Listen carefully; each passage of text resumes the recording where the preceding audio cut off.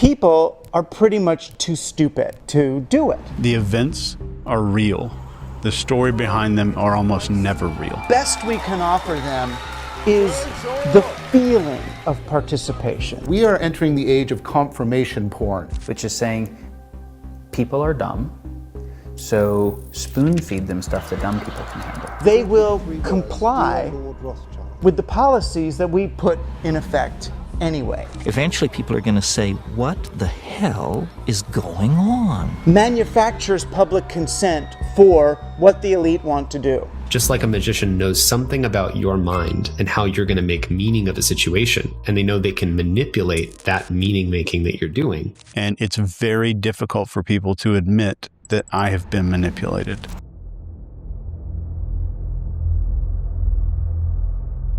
Everyone feels it, like reality is slightly misaligned. Time feels faster, people feel colder, and the world is moving like it's on autopilot. So here's the question. What if this off feeling isn't random? What if it's engineered? Because once you connect the dots, you start seeing the same pattern everywhere. That should terrify you to the deepest part of your core, that none of this is real, or none of this is what it seems like.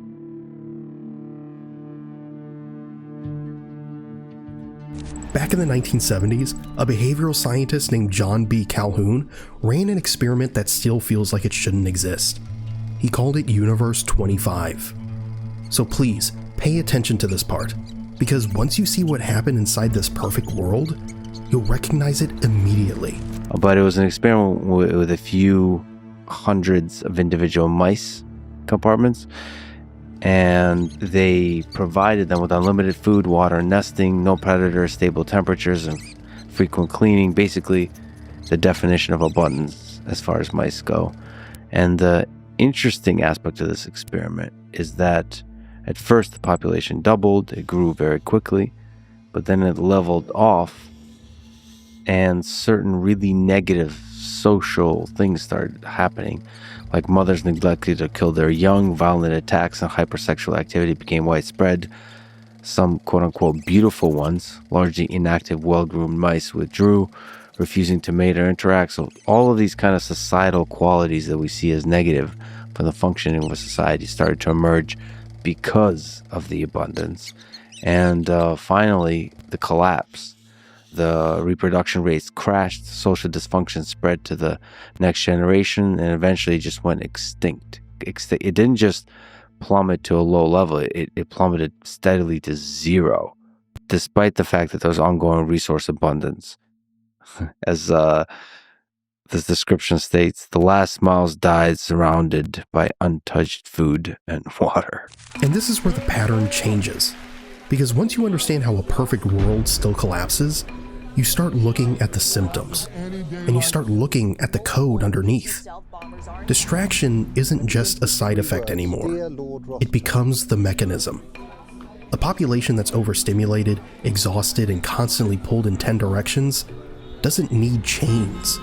It just needs a feed. And when that happens, people don't even realize they're being guided. Listen to this. People are part of an unruly mass mob thing.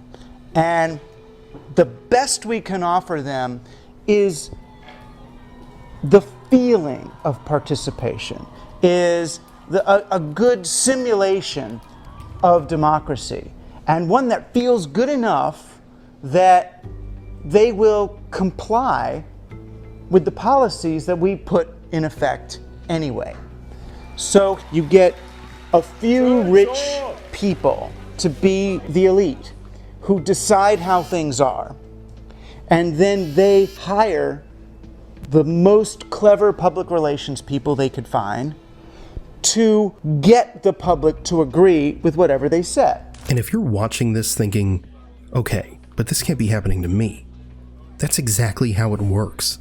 Because the strongest manipulation isn't the one you see, it's the one you refuse to accept. That is absolute engineered reality. And it's very difficult for people to admit that I have been manipulated. And that's the part people resist the most.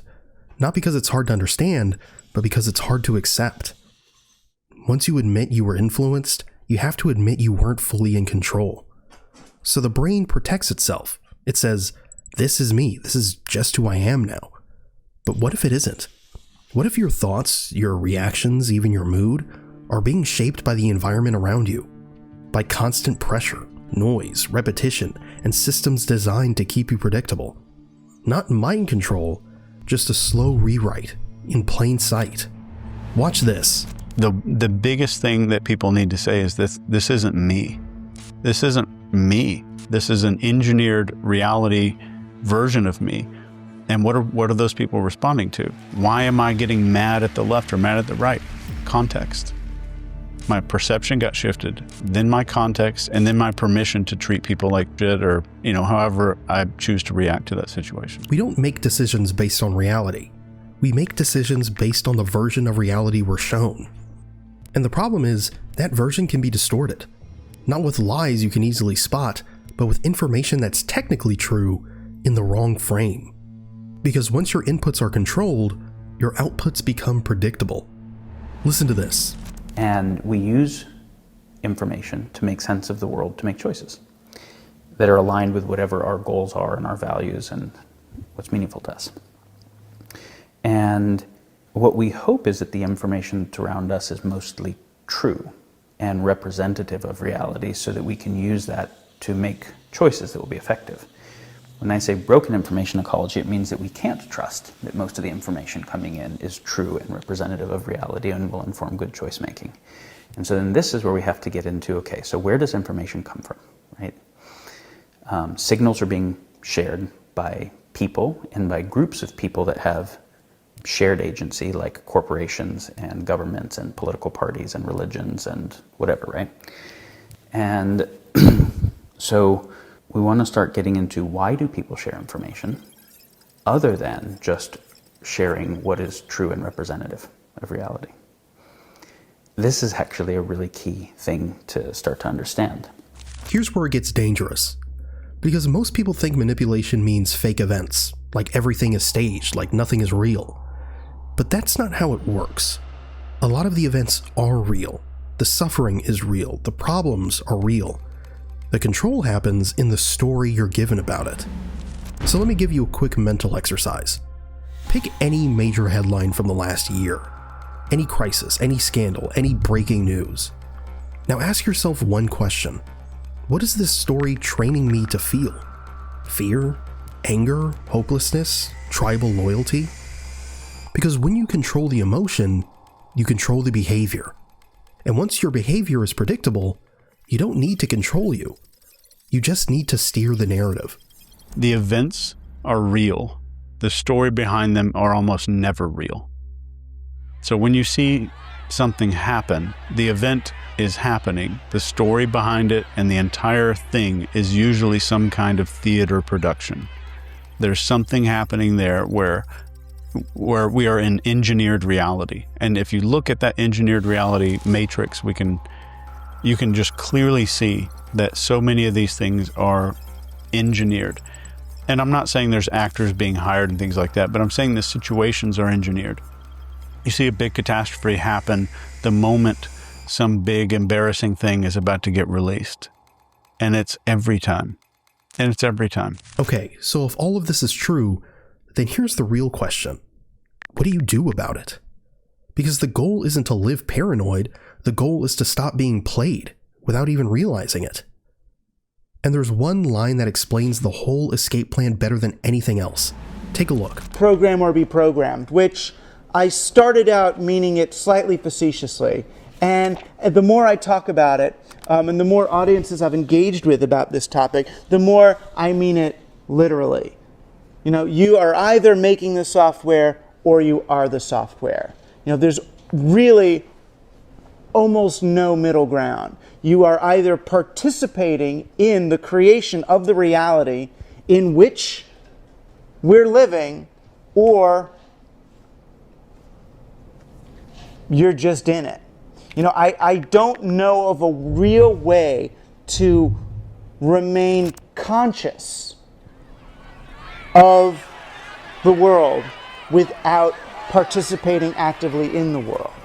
In other words, there isn't this place left that I was hoping there would be as an author. There is no sort of non-participant, observer, perfect place, where you can literally see everything that's going on while you stand still.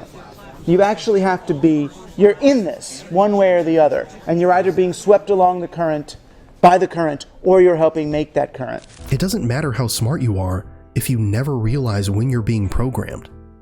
And the worst part is, it rarely feels like control. It feels like normal life. It feels like everyone thinks this now. You don't notice it in one big moment. You notice it in patterns. The same phrases, the same outrage, the same jokes, the same hot takes spreading across thousands of people like a script. And if you want to see what that looks like in real time, Chase gives 2 examples that are almost too obvious once you hear them. So matching narrative is number one. And matching narrative means that I'm hearing pretty much the same messaging from media outlets, celebrity influencers, which is number 2, and authority.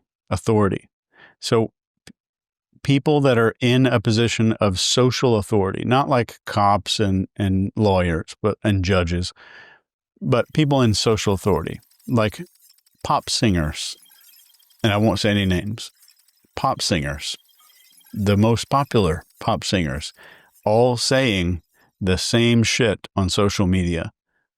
That should terrify you to the deepest part of your core, that none of this is real, or none of this is what it seems like. It's not even about fake or real anymore. It's about what gets amplified and what gets buried. Because you'll watch thousands of people who don't know each other suddenly use the exact same words, same captions, same opinions, same enemy, same we all agree on this now. One week it's the same new fear, next week it's the same new outrage, then the same new distraction. And you're just trying to keep up, scrolling, reacting, moving on. But here's what nobody tells you. If your attention can be steered, your reality can be steered. Because attention is the entrance point. If you control what someone looks at long enough, you control what they start believing is normal. And that's why the only real escape isn't information, it's attention. This is what Daniel explains better than anyone. Take a look. If I want to be able to make sense of the world well, I have to work at that. And if I want to be able to make sense of the world better than I currently do, like attention requires being trained, just like muscles require being trained. Thinking clearly requires being trained. The point of this video isn't to make you afraid. It's to make you aware. Most people think freedom means having options. But real freedom starts earlier than that. It starts with what you allow into your mind, before you even make a decision. Because if your attention is being pulled all day, your thoughts don't feel controlled. They just feel borrowed. So here's the real test.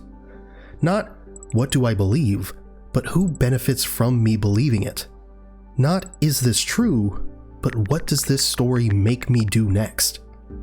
Does it make me calmer, clearer, stronger, or does it make me reactive, divided, exhausted? Because this is how the system wins. Not by breaking you in one day, but by keeping you in a permanent state of noise, until you stop noticing what you've become. So if you want to break the pattern, you don't need to know everything. And that's why the most dangerous place to live is not a dictatorship. It's a world where everything is comfortable. Everything is instant, and nobody knows why they feel empty. So I'll leave you with this. It's fascinating because we're creating technologies, and this is what AI is proposing to our future generations as a problem to solve, which is AI may very well create abundance. And so we will be like these mice, potentially. Whether it's AI or other kinds of technologies that increasingly give more and more to all of us. And it is a thing that is good, decrease the amount of suffering in the world, increase the quality of life. But as we reach towards that abundance, the fabric that connects us, rooted in our biology that's developed by evolution, might create a real challenge for us.